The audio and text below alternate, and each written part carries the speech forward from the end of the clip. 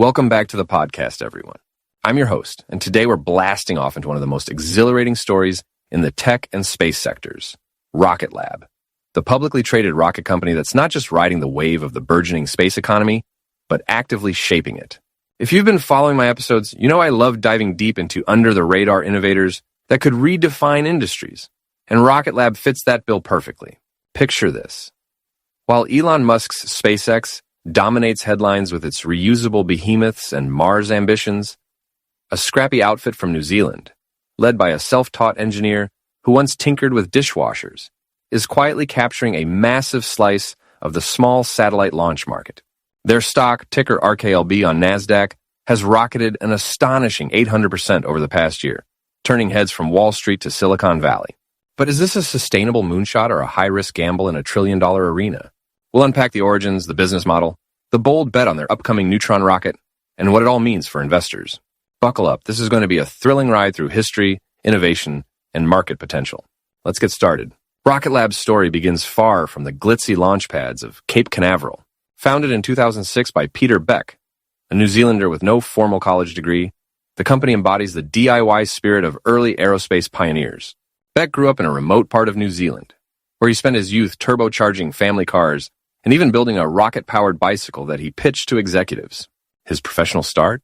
Working at Fisher & Paykel, a dishwasher manufacturer, where he cleverly used the company's advanced machinery to prototype rocket parts on the side. It wasn't glamorous, but it was strategic, giving him access to precision tools without the baggage of traditional aerospace bureaucracy. By 2006, after a pivotal trip to NASA that opened his eyes to the private space boom, Beck bootstrapped Rocket Lab with his own savings. Early funding came from unlikely sources. Internet entrepreneur Mark Rocket, yes, he legally changed his name, and even the New Zealand government. Their breakthrough? In 2009, Rocket Lab became the first private company to launch a rocket in the Southern Hemisphere, a feat that put them on the global map. This underdog tale resonates in the broader historical context of space exploration. Remember, the space race of the 1960s was fueled by Cold War rivalries and government billions. But today's new space era, sparked by SpaceX's founding in 2002, has democratized access. Beck spotted a niche that giants like SpaceX overlooked: the explosion in small satellites, or CubeSats, driven by demand for Earth observation, communications, and constellations like those from Planet Labs or Black Sky. Before Rocket Lab, these payloads were hitchhikers on massive rockets, facing years-long waits or exorbitant costs, up to $100 million for a dedicated slot on an oversized vehicle. It's like using a semi-truck to deliver a pizza. Inefficient and wasteful. Rocket Lab's Electron rocket changed that, offering dedicated launches for about $7.5 million, with precise orbit control and on-demand scheduling. Fast forward to today, and Electron has notched 63 successful missions since 2018, accounting for 62% of non-SpaceX U.S. launches last year.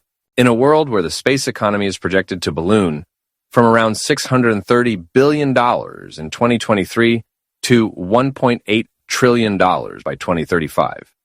According to a World Economic Forum and McKinsey report, Rocket Lab isn't just participating. It's positioning itself as the agile alternative to the heavyweights. Market impact. Now let's talk numbers, because that's where the rubber meets the launch pad, or in this case, where the Rutherford engines ignite. Rocket Lab's stock surged to around $48.43 as of September 11, 2025, reflects investor euphoria over its growth trajectory, with shares up nearly 90% year-to-date and delivering a whopping 780% return in under 14 months. Trailing 12-month revenue hit $504 million in size as of June 30th, 2025, an 800% leap from its 2021 IPO levels, fueled by a backlog exceeding $1 billion and a healthy cash pile of $754 million. Their Q2 2025 earnings were a standout. Record revenue of $144.5 million, up 36% year-over-year, beating guidance and expanding gross margins by 650 basis points. That's no small feat in a capital-intensive industry, where losses widened to $66.4 million for the quarter, up 60% yo-why-is. The company funnels cash into R&D for bigger ambitions. Globally, Rocket Lab's rise is amplifying the space economy's ripple effects. The sector's growth isn't isolated, it's intertwined with tech, telecom, and defense. Satellite constellations are enabling everything from rural broadband to climate monitoring, with projections showing the market tripling to $1.4 trillion by 2030 per Bank of America, or even $1 trillion by Global Data's bullish estimate. Rocket Lab's dominance in small launches handling 6 out of 10 non-SpaceX missions frees up capacity for innovation elsewhere. Economically, this means job creation in manufacturing hubs like Long Beach, California, and Wallops Island, Virginia, where their new Launch Complex 3 is set to open in Q3 2025. But risks loom. The stock trades at a lofty 49x price-to-sales ratio, pricing imperfection amid geopolitical tensions, supply chain snarls, and competition from players like Blue Origin or Stoke Space. On X, formerly Twitter, sentiment is buzzing. Investors are hyped about Neutron's potential, with posts calling RKLB the clear winner in small launch and predicting targets of 75-95. But bears warn of delays. Historically, space stocks like Boeing or Lockheed have faced boom-bust cycles tied to government contracts. Rocket Lab's private sector pivot could insulate it, but a Neutron failure might echo the 2016 Facebook satellite explosion that shook early SpaceX doubters.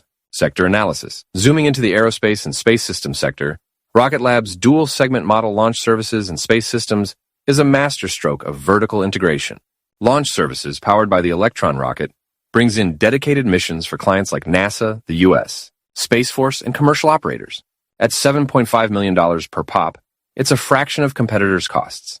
Thanks to innovations like the 3D printed Rutherford engine, the world's first to reach orbit, and carbon composite materials borrowed from New Zealand's yacht building prowess.